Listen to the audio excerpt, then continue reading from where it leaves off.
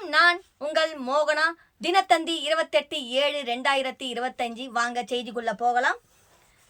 தமிழகத்தில் பிரம்மாண்டமாக அமைக்கப்படும் ராஜேந்திர சோழனுக்கு சிலை.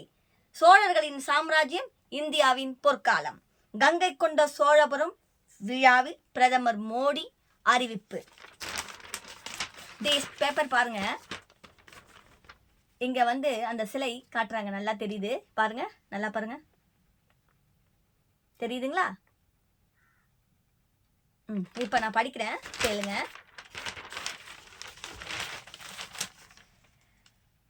கங்கை கொண்ட சோழபுரம் பிரகதீஸ்வரர் கோவிலுக்கு பிரதமர் மோடி கங்கையின் புனித நீர் அடங்கிய கலசத்தை கொண்டு வந்ததையும் கோவிலுக்குள் சாமிக்கு தீபாராதனை காட்டி வழிபட்டதையும் படத்தில் காணலாம். அதாவது மோடி அவர் கலசத்தை வழிபடுறாரு.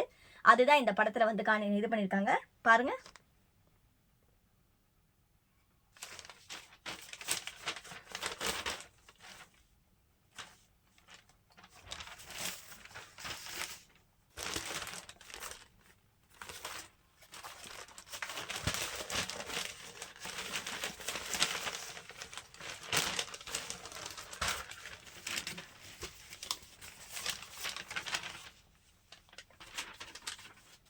பேப்பர் பாருங்க,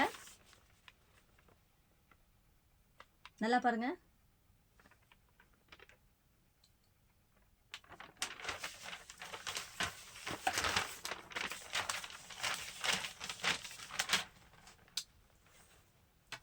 கங்கை கொண்ட சோழபுரத்தில் அமைக்கப்பட்டிருந்த கண்காட்சியை பிரதமர் மோடி பார்வையிட்டார்.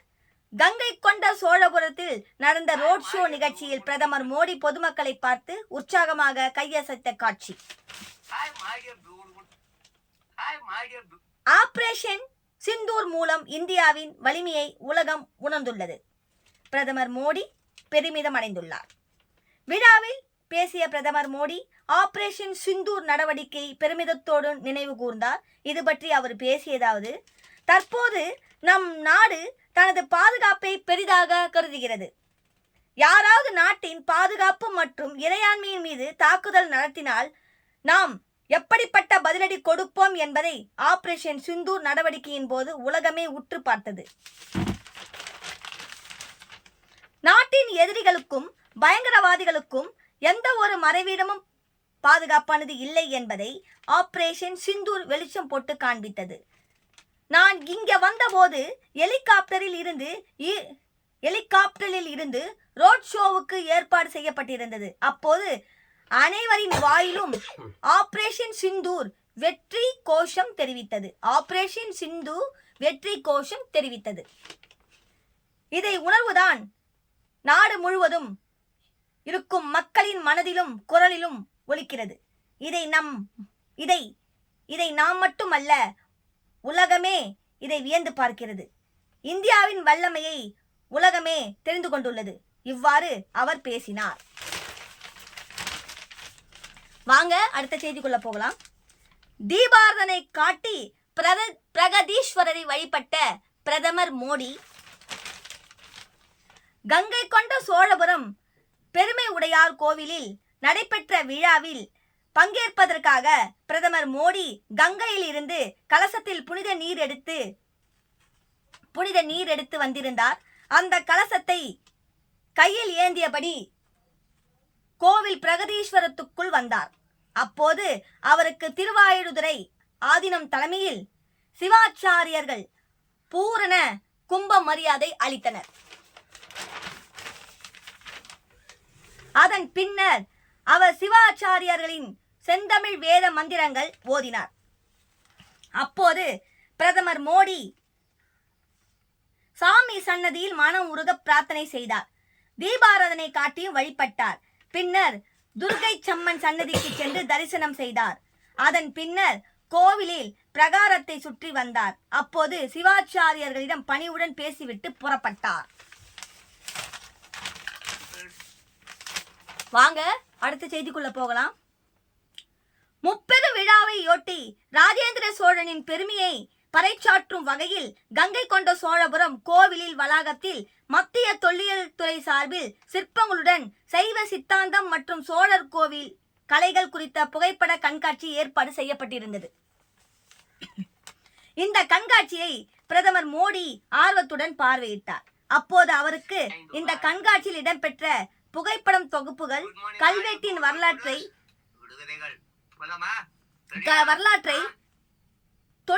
தொல்லியல் துறை அதிகாரிகள் விளக்கி கூறினார்கள்.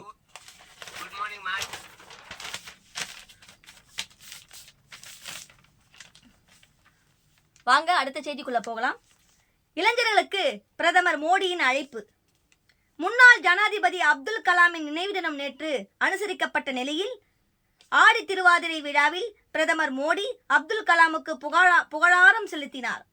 தலைமை காக்க அப்துல் கலாம் சோழ பேரரசர்களைப் போன்று லட்சக்கணக்கான இளைஞர்கள் தேவையை சக்தியையும் பக்தியையும் பெற்ற இப்படிப்பட்ட இளைஞர்களுக்கு 140 கோடி மக்களின் கனவை நனவாக்குபவர்கள் நம் அனைவரும் இணைந்தே ஒரே பாரதம் உன்னத பாரதத்துக்கான உறுதிப்பாட்டை முன்னெடுத்து சொல்வோம் என்றார்.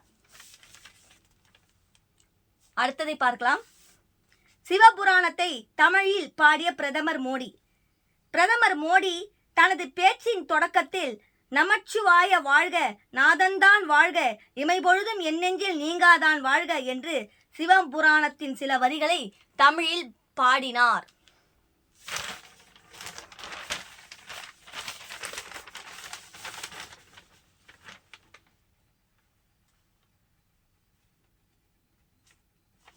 இங்க பாருங்க.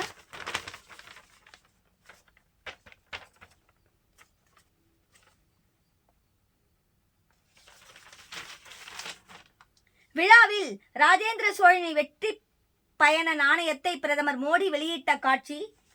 அடுத்தது விழாவில் கலந்து கொண்ட மாடாதிபதிகளின் ஒரு பகுதியினரை படத்தில் காணலாம்.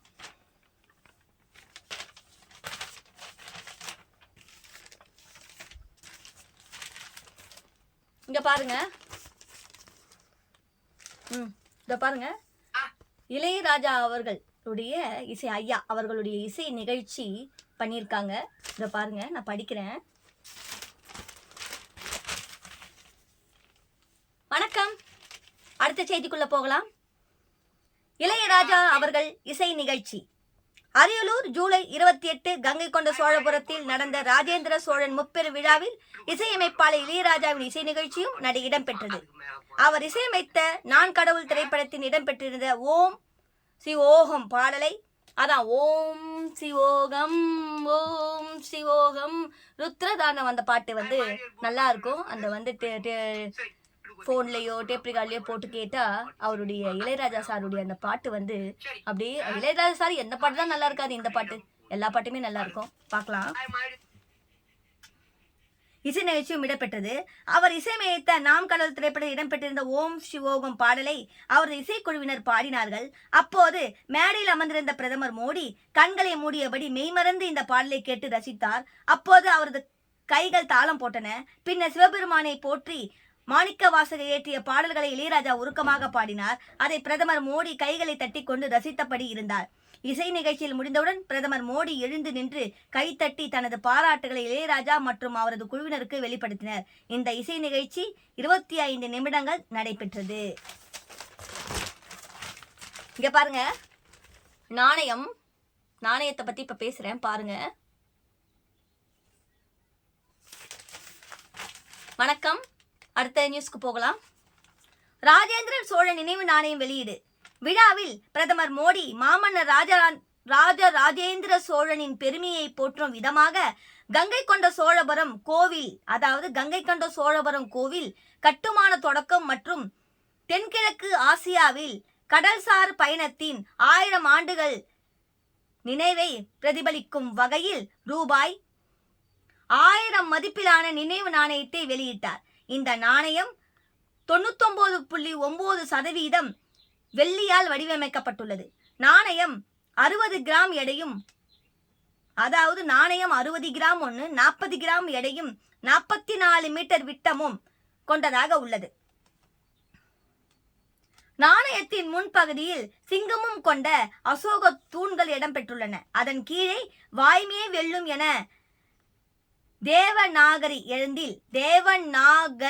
எழுத்தில் குறிப்பிட்டுள்ளது.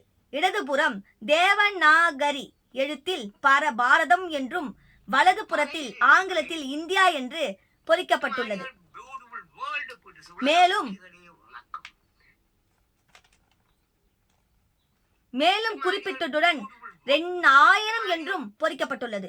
நாணயத்தின் பின்பக்கத்தின் நடுவே ராஜராஜேந்திர சோழனின் கடற்படை பயணத்தை குறிக்கும் வகையில் அவரின் உருவம் பொறிக்கப்பட்டுள்ளது.